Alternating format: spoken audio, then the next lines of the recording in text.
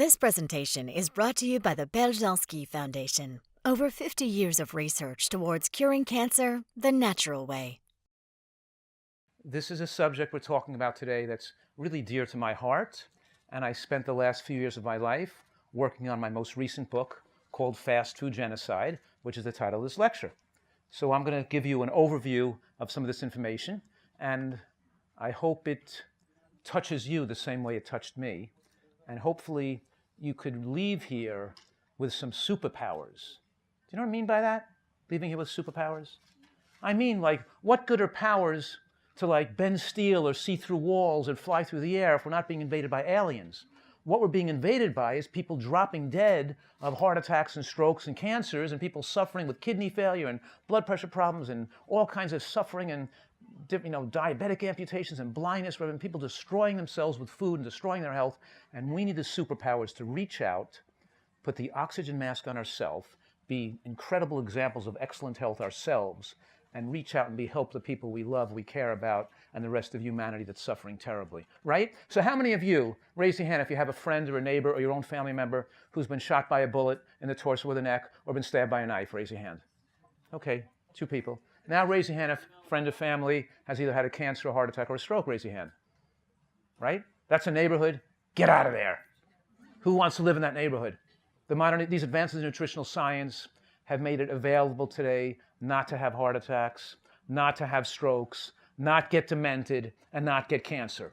You got to be an idiot to have that happen to you when we have this information available today, right? Nutritional science has solved it. We've landed the man on the moon already. We've got the information. But people don't like the answer. What's the answer?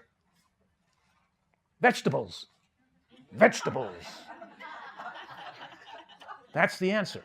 People are looking for a magic pill, right? They want to smoke 3 packs a day and have a pill so they don't get lung cancer. They want to eat hot dogs and pizza and soda and junk food and not get breast cancer or colon cancer. Never going to happen. It's not a fairy tale. This is real life. You get what you put in your mouth. You are who you ate, or what you ate, right? That's who you are. Okay, you ready to get started with this lecture? Yes. Let's do it, right? Yes. Okay, so fast food, you can access it rapidly. You can just open it up or put it in your mouth. You digest it rapidly, and it has synthetic chemicals. It's highly palatable and flavored. But here's the thing. The calories enter the bloodstream very rapidly. When you eat natural foods, the calories enter the bloodstream very slowly.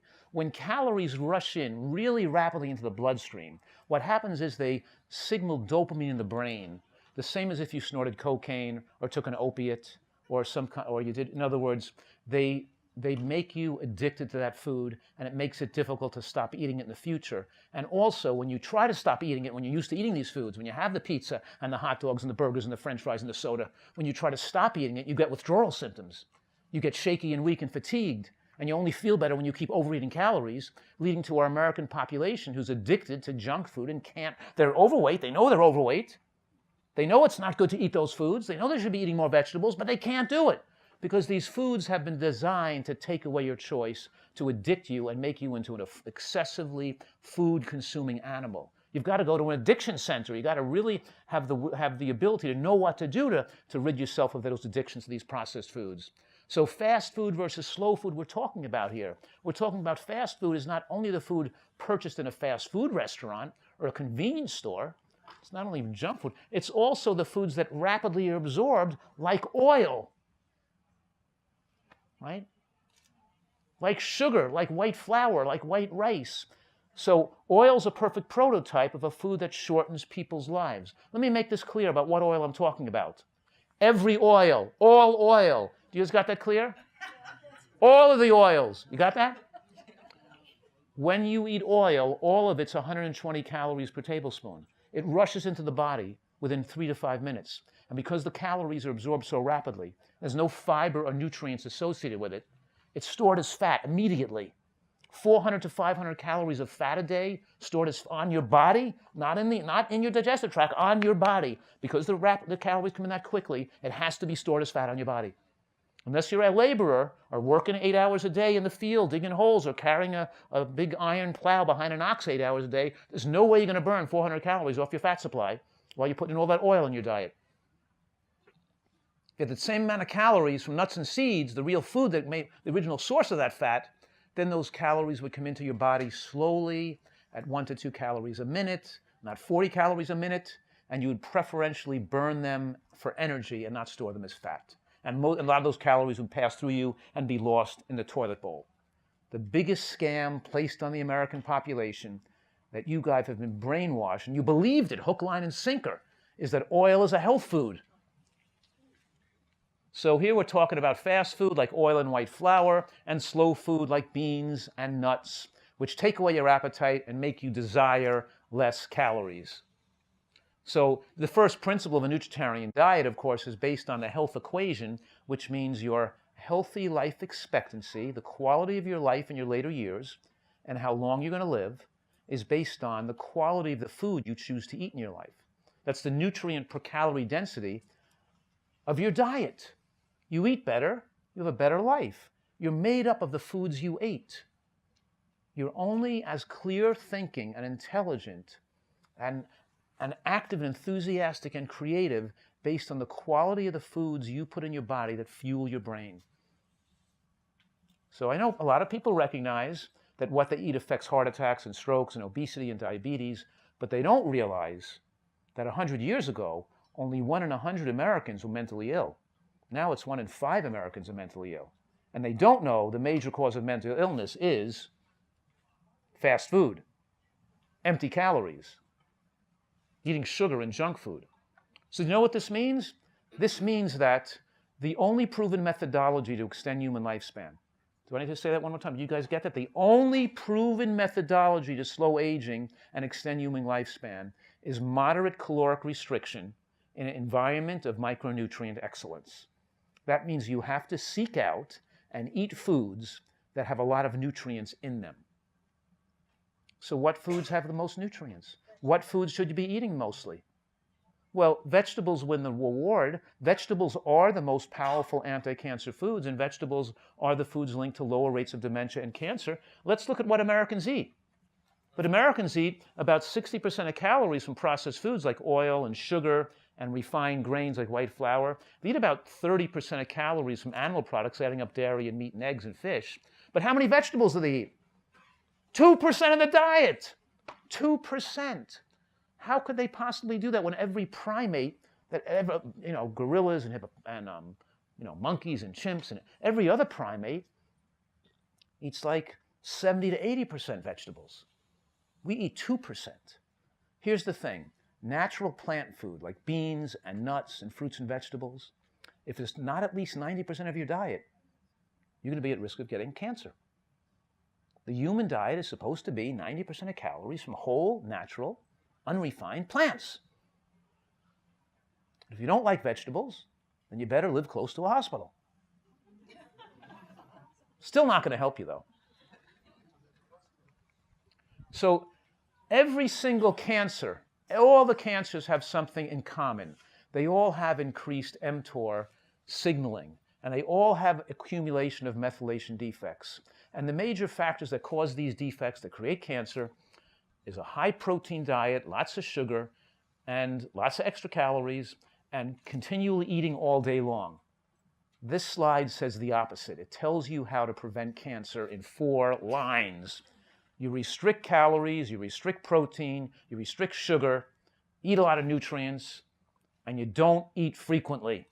You eat as infrequently as possible.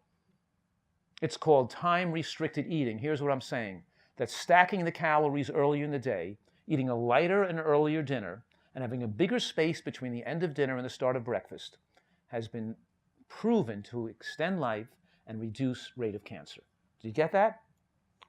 So far, what I've said today is you have to eat a diet rich in nutrients, especially those phytochemicals and antioxidants found in vegetables, and an acronym that enables people to remember the most powerful anti-cancer foods, to remember to eat them every day, is G-BOMBs. G-BOMBs. Greens, beans, onions, mushrooms, berries, and seeds. How many of you out there have G-BOMBs every day? Have green vegetables every day? Oh, some of you do. How many of you have a salad, a raw salad every day?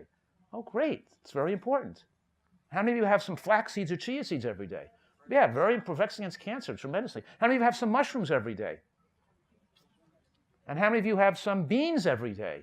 The most powerful effect in the Nurses' Health Study, the most strongest food that lowered breast cancer rates were women who ate beans more than 3 times a week. The strongest food of any food.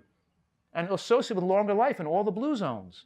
One of the most lifespan extending food and the most, if we scored all carbohydrates on a hierarchical scale of quality based on fiber content, micronutrient content, anti-cancer potential, lower glycemic load, most amount of resistant starch and slow digestible starches. Beans win the prize. They're the king of carbohydrates.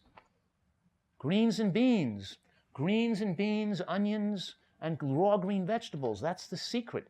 You might like the answer, but that's it. If you want to eat those foods, what happens when you eat those foods regularly? They flood your body with anti-cancer nutrients. They thicken the microbiome, causing the thick biofilm, which then slow the absorption of all foods, lowering the overall glycemic load of your diet because you regularly eat these foods.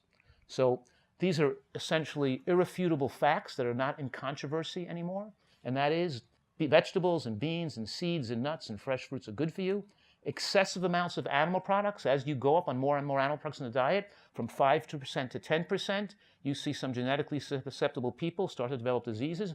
But above 10% of calories in the diet, we see IGF-1 skyrocket and cancers explode and heart attack rates explode in populations. I said yesterday to this audience that we give studies more credence when they follow thousands of people. A study that has 44,000 participants, 80,000 participants, and they're followed for decades, 10 or 20 years, and look at hard endpoints like death. And you know what those studies show every single time? That more animal proteins from eggs and meat and chicken and fish, that as the protein goes up from animal products, so does death rate from both cancer and heart attack. And as protein goes up from plant food, as you eat more high-protein plants, from greens and beans and nuts and seeds, as you do those things, then you get lower rates of cancer and lower rates of heart disease. Leave here with a secret. Eat less animal protein and more high-protein plant foods. You got that? Quinoa bean? No, quinoa is a whole intact grain, but it is a healthy grain. We don't recommend people eat rice as a grain because the brown rice in America is now contaminated with arsenic. You have to switch to mostly quinoa. So fast foods are carcinogenic. The World Health Organization has classified them as a group 1A carcinogen, which means a definitive carcinogen. We're the only country in the world that serves class 1A carcinogens to their children in the cafeteria, in the lunchrooms, in elementary school. No other country in the world permits those foods to be fed to kids because we know they cause cancer. It's insane. Fast food kills more people than smoking. People who live in vulnerable areas called food deserts, where they don't have access to a lot of fruits and vegetables and are eating mostly fast foods, have 10 times the risk of heart attack and stroke. And let's say you say, well, I just have French fries moderately. Well, what does moderately mean? Once a week? What if you had it once a week? How much would that increase risk of cancer if you had the French fry once a week?